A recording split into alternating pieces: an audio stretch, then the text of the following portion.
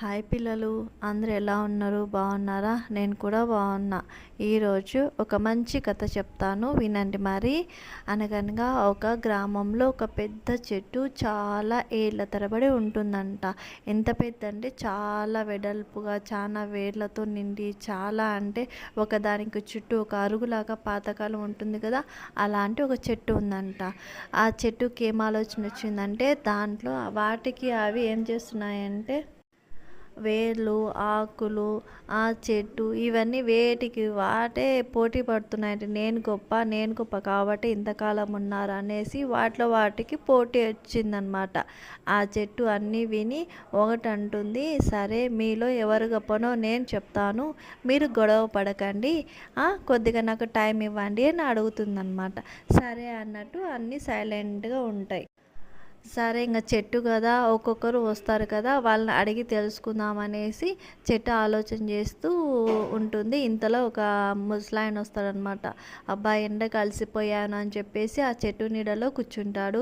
ఆహా, చెట్టు ఎంత బాగుంది, ఎంత చల్లగా ఉంది అని చాలా సంతోషపడతాడు.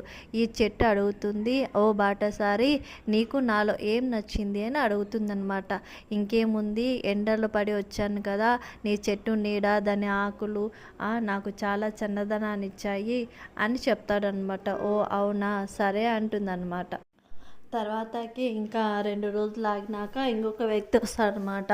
వచ్చి నీరసపడి వస్తాడు. తనకేం చేస్తుందో చెట్టులో ఉన్న ఫలాలు తింటారనమాట. తినేసి ఫలాలన్నీ తిని, అబ్బాయి ఎంత బాగున్నాయి, ఈ ఫ్రూట్స్ చాలా హ్యాపీగా ఉంది, కడుపు నిండింది, కొంచెం శక్తి వచ్చింది నడచడానికి అనేది చాలా సంతోషపడుతూ ఉంటాడు. అప్పుడు చెట్టు అడుగుతుంది, ఓ బాటసారి, నాలో నీకేం నచ్చింది అని అడుగుతుందనమాట.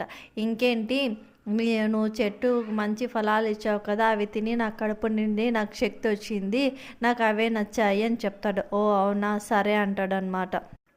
తర్వాత కొద్ది డేస్కి ఇంకొక అతను వస్తాడు. వచ్చేసి తన యొక్క వేర్లు చెట్టుకున్న కాండం అంటారు కదా, దాన్ని తీసి బ్యాగ్లో వేసుకుంటుంటే అది అడుగుతుందనమాట. ఓ బాటసారి, నీకు నాలో ఏం నచ్చింది అంటే, ఇంకేం నచ్చింది, నీ వేర్లు, నీ కాండం వల్ల నేను మూలికలు తయారు చేస్తున్నాను, దీనివల్ల చాలామంది ఆరోగ్యం బాగుంటుంది, నాకు ఇవే నచ్చాయి అని చెప్తాడనమాట.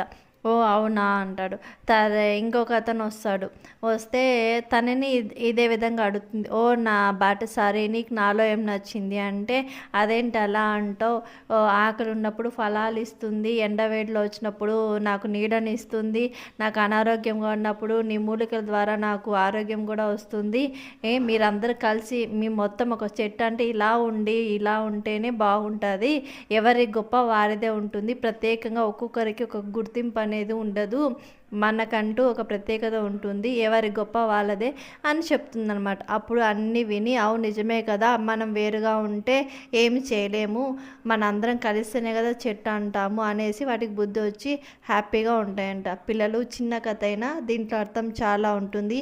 ప్రతి ఒక్కరికి ఒక స్పెషాలిటీ ఉంటుందన్నమాట. ఎవరు తక్కువ కాదు, ఎవరు ఎక్కువ కాదు, మీకున్న టాలెంట్ని మీరు బయట తీయాలి అంతే. టైం వచ్చినప్పుడు మన టాలెంట్ మనం నిరూపించుకునే ఛాన్స్ ప్రతి ఒక్కరికి వస్తుంది. సో దాన్ని ఉపయోగించుకొని మీ టాలెంట్లో మీరు నెంబర్ 1గా ఉండండి. ఓకేనా? Bye bye.